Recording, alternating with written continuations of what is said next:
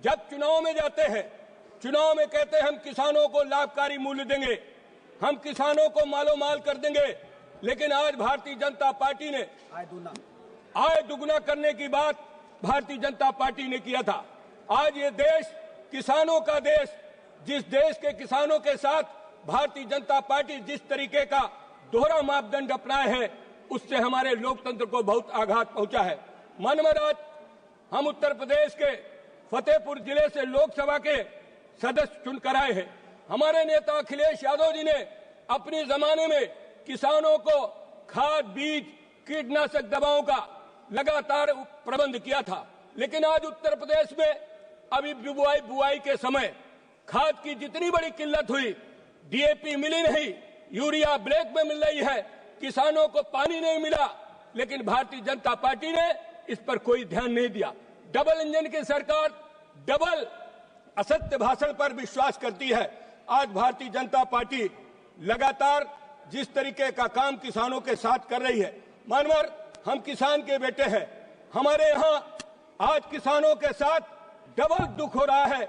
मानवर हमारे जिले में, हमारे प्रदेश में छुट्टा जानवरों से किसानों की फसलें बर्बाद हो जाती है, लेकिन वो हमारे किसानों की फसलों को फसल बीमा के अंतर्गत उनको कोई लाभ नहीं मिलता है। मानवर इसका जिक्र इस हमारे जो महामहिम राष्ट्रपति का भाषण है, इस पर इसका कोई भी जिक्र नहीं है। मानवर किसान बीमा की दुर्घटना की शुरुआत समाजवादी पार्टी के समय में हमारी पार्टी के संस्थापक स्वर्गीय मुलायम सिंह यादव जी ने किया था। पहले किसानों को कोई भी दुर्घटना का बीमा का लाभ नहीं मिलता था, लेकिन माननीय मुलायम सिंह यादव जी ने किसानों को बीमा दुर्घटना के नाम पर 1 लाख की राशि निर्धारित की थी, जिसे बढ़ाकर समाजवादी पार्टी के राष्ट्रीय अध्यक्ष माननीय श्री अखिलेश यादव जी ने 5 लाख रुपए कर दिया था। समय बीतता जा रहा है, महंगाई बढ़ती जा रही है, लेकिन किसान बीमा दुर्घटना पर आज वो 5 लाख की राशि लगातार वही बनी हुई है। हमारी मांग है कि किसान बीमा दुर्घटना की राशि को कम से कम 15 लाख रुपया करना चाहिए। मानवर भारतीय जनता पार्टी ने कहा था कि हम मुफ्त सिंचाई देंगे, किसानों को हम मुफ्त सिंचाई देंगे, लेकिन आज उत्तर प्रदेश में मुफ्त सिंचाई नहीं है। बिजली महंगी हो गई, डीजल का दाम बढ़ गया, खाद का दाम बढ़ गया, लेकिन किसान परेशान है। आज भारतीय जनता पार्टी ने मुफ्त सिंचाई की बात करके किसानों के साथ बहुत बड़ा मजाक किया है। मानवर समाजवादी पार्टी के नेता ने अखिलेश यादव जी ने उत्तर प्रदेश के किसानों को सरकारी नलकूपों का पानी और नहरों का पानी फ्री किया था, और उसी समय के बाद भारतीय जनता पार्टी ने चुनाव के समय कहा था कि हम किसानों को निजी नलकूपों का भी बिजली का बिल माफ करेंगे। आज उत्तर प्रदेश कृषि प्रधान प्रदेश है, लेकिन किसानों को बिजली फ्री नहीं मिल रही है और उनके ऊपर बिजली का भार दुगुना किया जा रहा है, और निजी नलकूप धारक के ऊपर बिल लगाया जा रहा है। जो किसान ट्यूबवेल उनके वो फेल हो चुके हैं, उनके ऊपर भी बिजली के बिल लगाए जा रहे हैं। मानवर उत्तर प्रदेश किसानों का प्रदेश है। आज अभी फसल आई, धान की फसल, जिसका जिक्र इस अभिभाषण में नहीं है। मानवर धान की फसल में धान के किसान परेशान हैं, उनका धान लागत मूल्य से भी कम में लिया जा रहा है और किसान आत्महत्या करने पर मजबूर है। मानवर आज प्रदेश के अंदर जिस तरीके से किसानों में निराशा है, इसका जिक्र इस महामहिम के अभिभाषण पर नहीं है। मानवर आज हमारे मनरेगा के मजदूर सबसे ज्यादा परेशान है। मनरेगा की मजदूरी उनको समय से मिलती नहीं है और न उनकी आज तक मजदूरी बढ़ाई गई है। मानवर आज महंगाई लगातार बढ़ती जा रही, महंगाई के रोकने के बारे में भारतीय जनता पार्टी की सरकार का कोई ध्यान नहीं है। आज हर चीज महंगी है, उपभोक्ता और उत्पादक के बीच में असंतुलन है। लगातार असंतुलन की वजह से जो किसान है, जो कमाता है, और वो आदमी सबसे ज्यादा परेशान है, और जिस आदमी को उनकी फसल खरीदनी पड़ती है वो भी परेशान है। उपभोक्ता और उत्पादक के बीच में असंतुलन की वजह से आज चारों तरफ हाहाकार मचा हुआ है। हम लोग दिल्ली में देखते हैं मानवर, आज किसान अपनी फसल का लागत मूल्य नहीं पा रहा, लेकिन आज खाने वाले को वही महंगा मिलता है। यही भारतीय जनता पार्टी का दोहरा चरित्र है। मैं मानवर आपके माध्यम से सरकार से कहना चाहता हूं कि हमारे देश में रुपए की वैल्यू, हमारे देश में मुद्रा की वैल्यू लगातार घटती जा रही है। हमारा रुपया बहुत ही कमजोर है। इसकी मजबूती के लिए भी इस महामहिम के भाषण में इसका कोई भी जिक्र नहीं है। और लगातार हमारे देश में विदेशी कर्ज मानवर बढ़ रहा है, विदेशी कर्ज बढ़ रहा है। विदेशी कर्ज कैसे कम हो, इसका भी इस महामहिम के भाषण में इसका भी कोई जिक्र नहीं है। किसानों को आज दर दर की ठोकरें खाना न पड़े, इसलिए मानवर मैं कहना चाहता हूँ, आज हमारे किसान जो पिछड़े हैं, दलित हैं, अल्पसंख्यक हैं, आदिवासी। Today is Vasant Panchami to all members here and to all the citizens, and I wish there was a holiday for us. इत्मीनान से पूजा करते, लेकिन वो नहीं हुआ. I am a very religious person, a devout Hindu, but I believe and respect all religions, and that is why, like me, there were millions of Indians who were preparing for the Mahakumbh Mela that was supposed to take place after 144 years. Some of the poor people were saving money to go and take the Mahasnan on the Mauni Amavasya. Sad to say, Mahamahim Rashtrapati Ji in her message spent only 61 words to express her sorrow and has not condemned the death, has not given condolence message to the families of the dead. We are very sorry for it because she's totally neglected the dead people, and there is definitely a discrepancy between the number of dead bodies in the morgues as said by the doctors and the number of dead bodies or people missing that we see. The same thing had happened in the state in the COVID times. So this state, how much ever advertisement they did, but while preparedness is concerned, where disaster management is concerned, they have failed. They are giving zero because they should not be given this kind of responsibility where they play with the lives of the common man like this. Now, after we go on to her speech where she mentions about the middle class, you know, as per as the National Council of Applied Economic Research says, 30% of the total population of India belong to the middle class. And we had the budget on the next day in which a lot of promises were made. Who is the middle class? People who earn between 2 and 10 lakhs of rupees per year supposed to be the middle class. But what about the inflation? What about the food inflation? And what about the support to the farmers? What about waiving of the loans for the farmers? Nothing is mentioned in the speech of Mahamahim Rashtrapati Ji. I'm sorry to say the multinationals and the billionaires' loans have been waived off by the banks, but not that of the farmers. This is absolutely unwarranted in a country where we depend on the farmers for our food. The people, we live in the cities, we don't grow our food, the farmers do, they toil in and out, and they were sitting at the Singhu water. In the border they were tortured, but they were not given the waivers. I would also like to draw the attention of the Honorable Rashtrapati Ji's speech, where she talks about the teaching. She says that the colleges are being increased, the number of universities are being increased, but isn't it an irony that there are no teachers? The number of teachers are not being increased, and the amount is absolutely ridiculous. What is being taught in certain states, I don't want to name those states, because there also, as in the Mahakumbh, there is failure. In the same state, teaching is such a failure. The teachers don't know how to add 9 plus 13, where to talk about the students. Mahamahim Rashtrapati Ji, she talks about the medicines, where she says that some drugs have been made customs duty free. That is definitely welcome. But there are many, many other drugs which need this kind of custom duty, and also there are certain equipments, because only medicines don't help patients.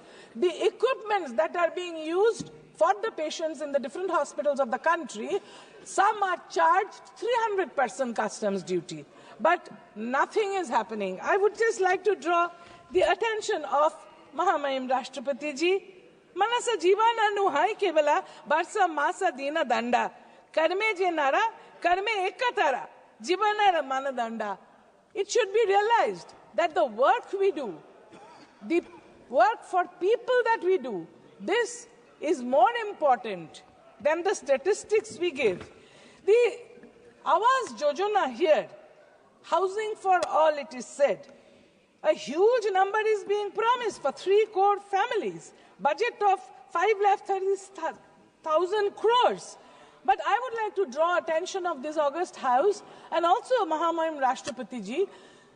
More than 11 lakh families in West Bengal are suffering, spending their nights under the open sky since 2022, when these families received sanction after we applied, and multiple number, more than 60 teams went from the central government and they checked all data, and action taken report was also sent from the state of West Bengal for this money to go, the central government's part of the money for these more than 11 lakh families. It appears there is some kind of a economic blockade or some kind of an economic betrayal for West Bengal from the central government. This has not been mentioned here. This is for the Awas Yojana.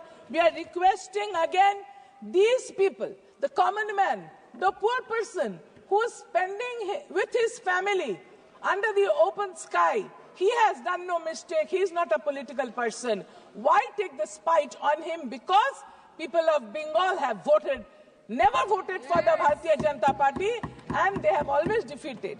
So this is not the right thing to do. The multi-fold increase in the number of seats of education in medical colleges. She has said that it is increased. Well, it is definitely increased, but sometimes the college fees are exorbitant. She is saying there is a new middle class which is coming up. There is no middle class at all. Because of the inflation, the middle class is shrinking. The middle class cannot afford to pay the bills. The middle class cannot afford to buy the fuel. The middle class cannot afford to buy food. Yeah. There is food inflation in the country, and the government has done nothing to take care of the middle class. And Mamata Banerjee, my leader, she has been taking care of the people by giving them free food, free education, free clothes. The whole country should follow her example. Like they should follow her example. When the bill was passed, you beat a lot of drums when you say that the Nari Shakti Vandan Adhiniyam was passed. Yes, it was passed in this August House, but when the election came, then we didn't see so many ladies coming from the Bharatiya Janata Party, neither during nomination nor being present in the House. The only political party in the country who is fielded and have more than 33% is All India Trinamool Congress, due to Mamata Banerjee. She respects women. She's brought them here, not only here, in the local bodies, in each step of administration. She's giving respect to the women, and she is bringing them to the main fold. Mamata Banerjee in the state, though, you might say, somebody might stand up from there and say that you can't take her name. She is not a member of the House. She is the Chief Minister of West Bengal. She is taking care of the poor. She is taking care of the Dalits. She is taking care of the women. She is taking care of the children. But look at the state of affairs here, where the Adivasis are neglected, all the other poor people are neglected. The Awas Yojana House has not reached the sanction given in 2022. But till now, 2025, the poor people have not received. They also say, in the speech, she lauds the daughters of the country who bring us medals. That is appreciable. But let me tell you, these golden girls, हमारा sir ताज है, ये हमारा नाज है इस पर. लेकिन the honorable MP sitting here molested them. He was not punished. It is so shameful that his son has come back here. Shame. So does it show that the women are respected, that the golden girls are respected, that the sportswomen are respected by this government?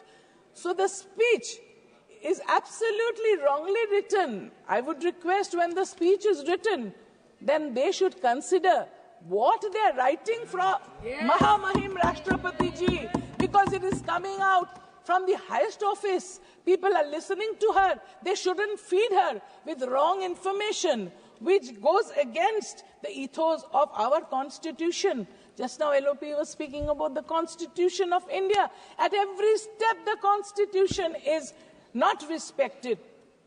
We must keep in mind that our Constitution forms the backbone, and our country became independent in 1947 and not last year in 2024. Any person can have their own religious belief. We all, like I said, are devout. I am a devout Hindu, but I respect all religions, and we celebrate all festivities. Like my leader Mamata Banerjee says, Dharmo jar jar, Utshab shobar. Everybody can take part. So when they did this, they should not have spoken like that. That is disrespecting the Constitution. You should not be doing it. You know, in our country, Global Hunger Index puts it as 105 out of 127 countries at 27.3. That is the index, 27.3. And about the child wasting, it is highest in the world, in the country. The children of different states are not getting enough to eat. During 2014 election, lots of jobs, they were promised. But where are the jobs now? 46% unemployment is there in the country. Out of the total population, 28% of the population is between the ages of 15 and 29 looking for jobs. And you will be astonished, sir, that more the education, more the joblessness. A graduate is more akin to get jobless than an unskilled labor. A person who's passing graduation, post-graduation, PhD level are applying for, when the advertisement is coming for menial labor, unskilled labor, they are applying there because there is no, like the LOP was saying, that there is no projection for production, for having more production, unless we have, you know, there is this company, there is this public sector company of telephone where 48,000 people lost their jobs. Was it done just to let one private company's telephone communication thrive? Those people, those 48,000 people who lost their jobs, they were working in private sector, but the government did not take care of them. The foreign direct investment has entered into insurance where people keep their money, their hard-earned money, to get it at the end of the day, or when he is not there, his family gets it. If you have FDI coming into that, if you have FDI coming into seeds, when the seeds bill was passed, the farmers protested. Nobody listened to them. Is this a democracy where nobody listens to the common people and you just go on passing bills which are like we protested? When the common NET was done, you know, the National Eligibility Entrance Test, we requested let it happen in regional languages throughout the country because students are used to study in their mother tongue. And when they're applying for it in class 11 and 12 standard, let them sit and write that in their own language.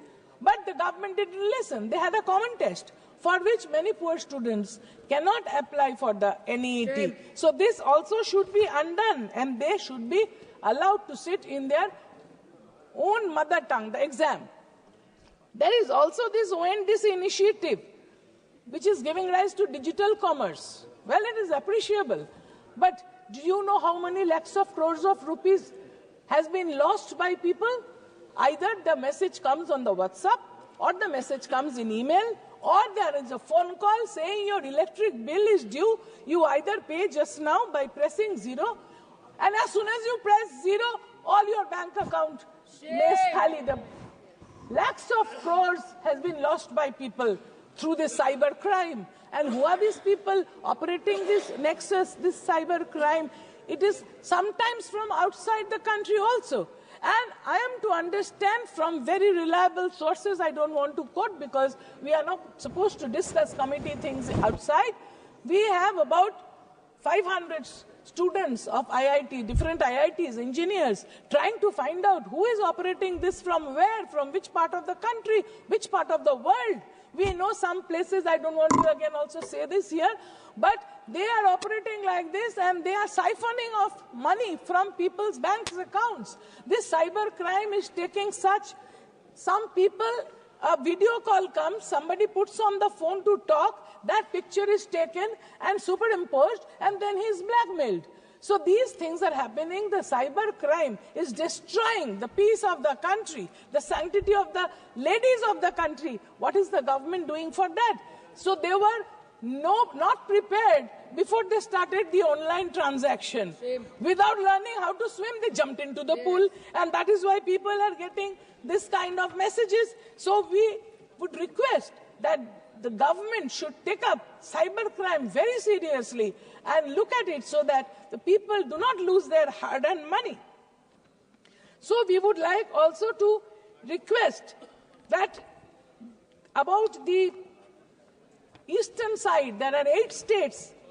Not one word was used to talk about Manipur. For one whole year, Manipur is burning. More than that, houses have burned. In Manipur, ladies have been raped, the gang raped, children have been born in the camps, and none of our honorable ministers, not our honorable Prime Minister had the time. He has time to visit the election states, but no time to go to Manipur, where our party, our honorable Chief Minister Srimati Mamata Banerjee sent a team of us. We went and saw how babies are born. How babies are born in the makeshift relief camps. There is no baby food. More than 6,000 houses have been burned. There's an ethnic war going on.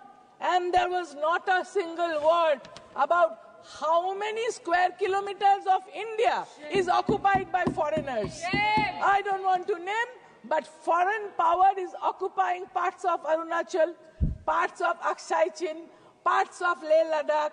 So why we should neglect that my motherland be occupied by foreigners and bow down to them? Don't we have the courage to stand up and protect my motherland? Thank you, sir.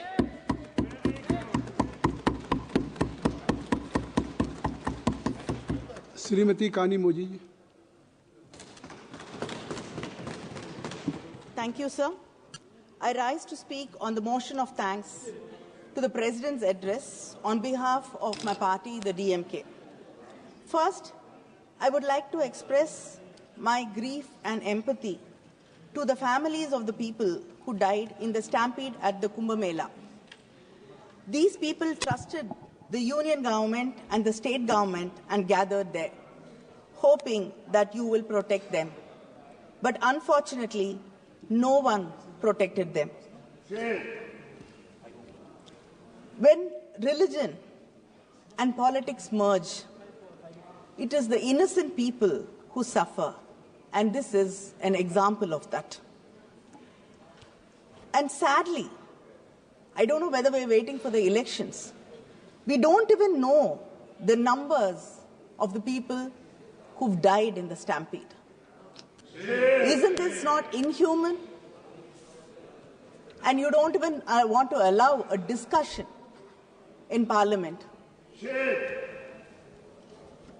Sir, the President of India ended her speech saying our Bharat is a country of 140 crore people, and we have diverse states, diverse regions, and diverse languages.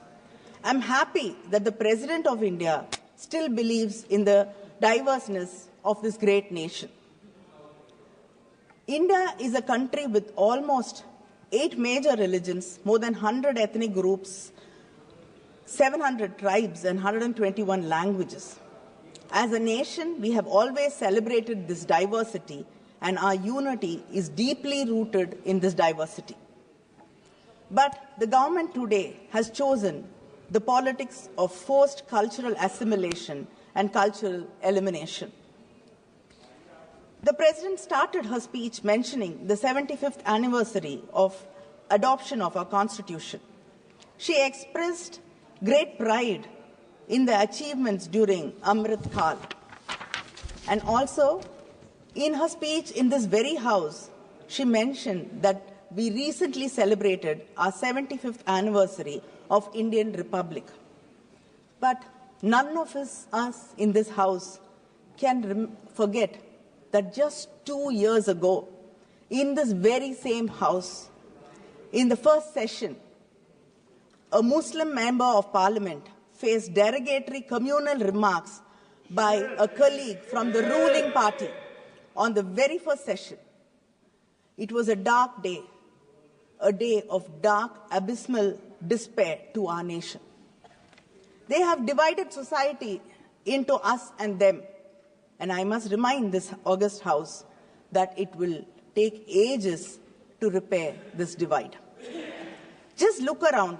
We will find a decreasing number of Muslim members in parliament, a decreasing number of officials, bureaucrats from the SC, ST, OBC, and minority communities.